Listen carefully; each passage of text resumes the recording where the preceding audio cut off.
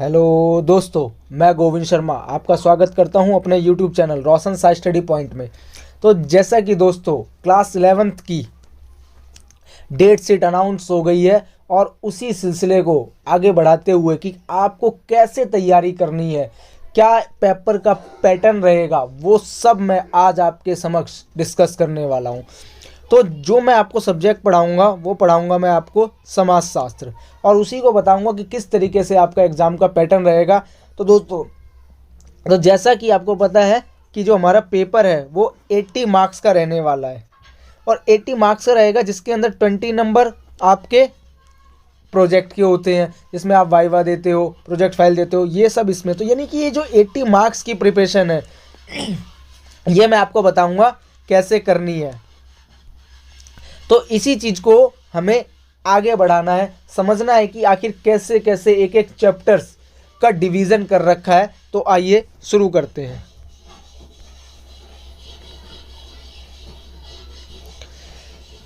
तो जो हमारी बुक्स हैं वो दो बुक है, एक तो है हमारी समाजशास्त्र परिचय और दूसरी बुक है वो है समाज का बोध। तो दो बुक्स हैं हमारी टोटल। तो इन्हीं दोनों बुक्स में कैसे कैसे आपके डिवीज़न कर रखा है मार्क्स का, वही मैं आपके साथ में डिस्कस करने वाला हूँ। तो देखिए, जो हमारी बुक 1 है समाजशास्त्र का परिचय, उसमें से जो चैप्टर आने वाले हैं वो चैप्टर नंबर 1 आएगा, चैप्टर नंबर 2 आएगा, चैप्टर नंबर 3 आएगा और चैप्टर नंबर 4 आएगा। तो यानी कि जो फर्स्ट बुक है उससे चैप्टर कौन कौन से आ रहे हैं, चैप्टर नंबर 1, 2, 3 और 4। और जो हमारी बुक नंबर 2 है समाज का बोध, उससे कौन कौन से चैप्टर आ रहे हैं, तो उससे जो चैप्टर आ रहे हैं वो आ रहे हैं चैप्टर नंबर 2, 4 और 5। तो उससे कौन कौन से चैप्टर आ रहे हैं, 2, 4, 5। तो ये चैप्टर हमारे किससे आ रहे हैं, बुक नंबर 2 से आ रहे हैं। तो अब मैं इसी में आपको बता रहा हूं कि जो चैप्टर नंबर 1 है, यानी कि जिसके अंदर जो हमें पढ़ना है समाजशास्त्र, समाज और अन्य सामाजिक विज्ञानों के साथ इसका संबंध, ये जो चैप्टर है ये दोस्तों 10 मार्क्स का आएगा। और इसके अंदर पढ़ेंगे क्या, समाज का परिचय, व्यक्ति और समाज के बीच बहुलताएं और असमानताएं, समाजशास्त्र के उद्भव, प्रकृति और दायरे का परिचय, अन्य सामाजिक विज्ञान विषयों के साथ संबंध, कि समाज शास्त्र का अन्य जो भी सामाजिक विज्ञान के सब्जेक्ट्स हैं उनके साथ में क्या रिलेशन है। तो ये क्या है, एक मल्टी डायमेंशनल सब्जेक्ट है। फिर जो चैप्टर नंबर 2 है ये भी दोस्तों कितने मार्क्स का है, ये भी 10 मार्क्स का है। और इसके अंदर क्या है, तो सामाजिक समूह और समाज, सामाजिक स्तरीकरण, प्रशस्ति और भूमिका, समाज और सामाजिक नियंत्रण, इस तरीके से इस चैप्टर को डील करेंगे। फिर हमारा आता है चैप्टर नंबर 3। तो जो चैप्टर नंबर 3 है ये हमारा 12 मार्क्स का है। तो इसमें क्या क्या पढ़ रहे हैं, परिवार, विवाह और नातेदारी, विवाह के क्या प्रकार हैं, परिवार किसे कहते हैं, नातेदारी क्या है, इसके अलावा क्या कार्य है, आर्थिक जीवन कैसे चलाया जाए, राजनीतिक संस्थान कौन सी है, एक सामाजिक संस्था के रूप में धर्म कैसे काम कर रहा है, और इसके अलावा एक सामाजिक संस्था के रूप में शिक्षा का क्या महत्व है, ये सब हम इसी में डिस्कस करने वाले हैं। फिर आता है हमारा चैप्टर नंबर 4, संस्कृति तथा समाजीकरण। ये भी कितने मार्क्स का है, 12 मार्क्स का है। तो संस्कृति को प्रभाषित करना, संस्कृति के आयाम क्या है, समाजीकरण क्या है, समाजीकरण के अभिकरण और समाजशास्त्र। तो यानी कि जो हमारी बुक 1 है वो कितने मार्क्स की हो जाती है, तो मैंने आपको बताया चैप्टर नंबर 1 जो है 10 मार्क्स का, chapter number 2 10 marks, chapter number 3 12 marks, chapter number 4 12 marks. तो इन सबको अगर मैं प्लस कर रहा हूँ तो ये कितने मार्क्स की हो रही है, तो ये बन रही है 44 मार्क्स की। यानी कि जो बुक 1 है वो कितने मार्क्स की है, 44 मार्क्स की है। तो यानी कि इसका हर एक चैप्टर अपने लिए बहुत ज़्यादा इम्पोर्टेंट है। फिर हम बात करते हैं अपनी बुक 2 जिसका नाम है समाज का बोध। तो इसमें से जो चैप्टर आ रहा है 1 कट गया है, 1 नहीं आ रहा है, तो चैप्टर नंबर 2 जो आ रहा है उसमें क्या हो रहा है कि ग्रामीण तथा नगरीय समाज में सामाजिक परिवर्तन और सामाजिक व्यवस्था के बारे में पढ़ना है। जो ये वाला चैप्टर है ये आ रहा है 12 मार्क्स का।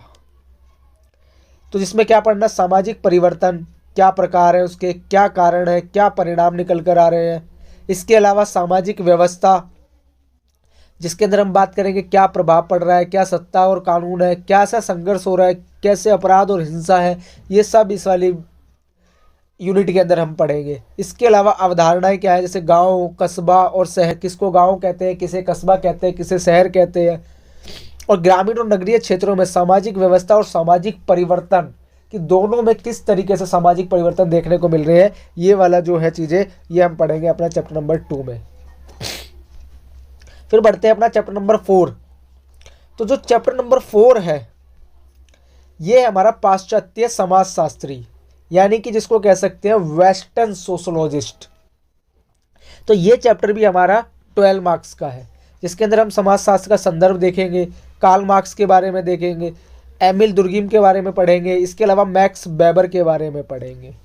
तो ये वाला चैप्टर हमारा 12 मार्क्स का है। और फिर जो चैप्टर नंबर 5 है, तो अब तक हमने क्या देखे चैप्टर नंबर 4 में, पाश्चात्य समाजशास्त्री, तो अपने इंडियन भी तो देखने हैं। तो भारतीय समाजशास्त्री कौन कौन, तो जिसके अंदर बात करेंगे तो GS धुर्वे की बात करेंगे, जो जाति और प्रजाति की बात कर रहे हैं। DP मुखर्जी परंपरा और परिवर्तन की बात करते हैं।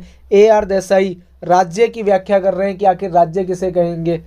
और लास्ट MN श्रीनिवास जो भारतीय गाँव को बता रहे हैं, किस तरीके से भारतीय गाँव का वर्णन करने को देखने को मिल रहा है। और ये वाला चैप्टर भी 12 मार्क्स का है। तो यानी कि जो हमारी बुक 2 है वो चैप्टर नंबर 2 12 मार्क्स का, 4 12 मार्क्स का, 5 12 मार्क्स का। तो ये कितने नंबर की हो गई, 36 नंबर की हो गई। तो जो बुक 1 थी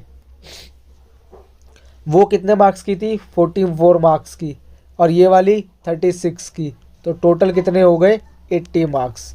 तो 80 मार्क्स इस तरीके से आपके कंप्लीट होते हैं। और जो 20 मार्क्स हैं वो आपके वाइवा के, प्रोजेक्ट फाइल के, इन सब के हैं। तो दोस्तों मैं आपको क्या प्रोवाइड करने वाला हूं, तो मैं आपको जितना भी मेरा पैटर्न रहेगा उनको बहुत ही बढ़िया तरीके से एनिमेटेड तरीके से कराने वाला हूं। एनिमेशन के थ्रू मैं आपको सारे चैप्टर्स कराऊंगा। इसके अलावा आपसे सैंपल पेपर सॉल्व करवाऊंगा मैं। जितने भी मैक्सिमम कोशिश करेंगे अपनी PYQ यानी कि जो हमारे प्रीवियस ईयर क्वेश्चन पेपर है उन्हें भी सॉल्व करवाया जाएगा। तो दोस्तों इस तरीके से अपनी तैयारी को हम आगे बढ़ाएंगे, बेहतर बनाएंगे, कम समय के अंदर अपनी तैयारी को बहुत ही बेहतरीन तरीके से करेंगे। तो दोस्तों मेरे साथ जुड़िए, चैनल को आगे बढ़ाइए, शेयर कीजिए जितना ज़्यादा है। तो अब कमर कस लीजिए, सफलता दूर नहीं, बहुत बढ़िया स्कोर करेंगे।